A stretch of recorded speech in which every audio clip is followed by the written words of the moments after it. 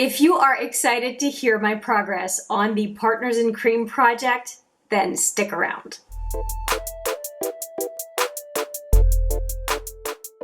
Hi there, it's Hélène and welcome back, or if it's your first time, welcome to HMM Makeup or Makeup. I have a big update for the Partners in Cream project. This is a project that was started by DaLin and Steph Lyons. I will have their pictures showing up on the screen along with a link to their channels. First off, I love these two ladies. They are fabulous. They're wonderful. They are just sweet as pie.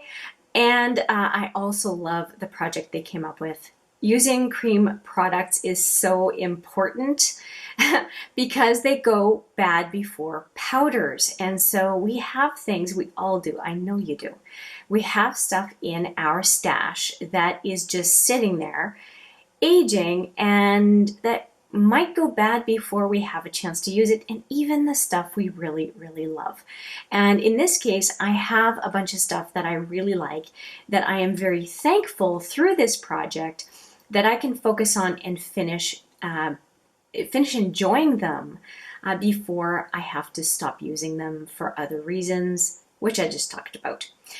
So I have 3 that are in cylinders here, and then I have 1 palette. And this is the palette everybody is always wondering about because it's usually the one that shows the most progress. But we're going to start with these guys first because you save the best for last, right?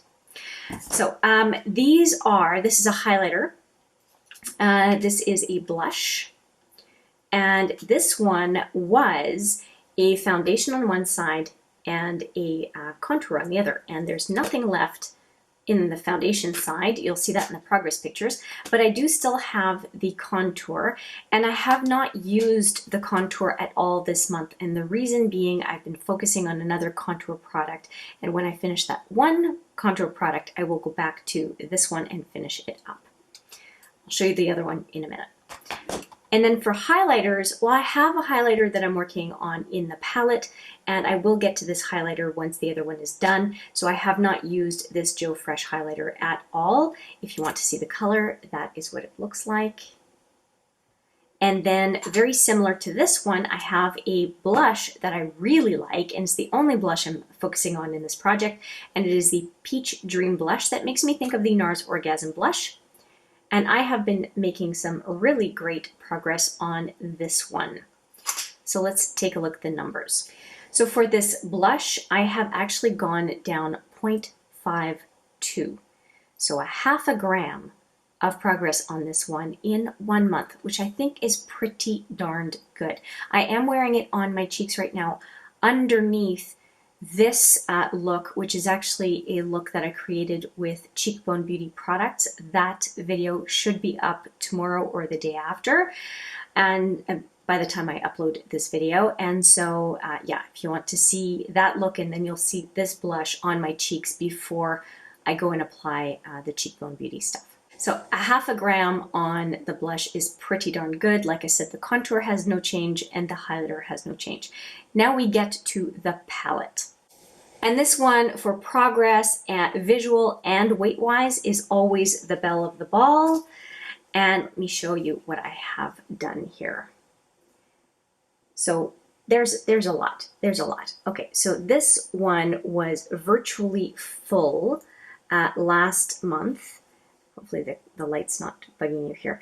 And I only have a number of days left. And had I not been trying to work through a Saint-Tropez tinted moisturizer, I would have this finished.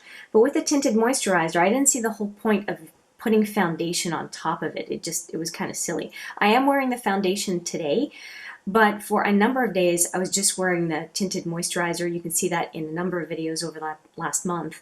But I mean, one displaces the other. So otherwise, and it was not an expected shift, if I hadn't been using the tinted moisturizer, this would be all gone. It would be just straight pan. So you know it'll be straight pan next month.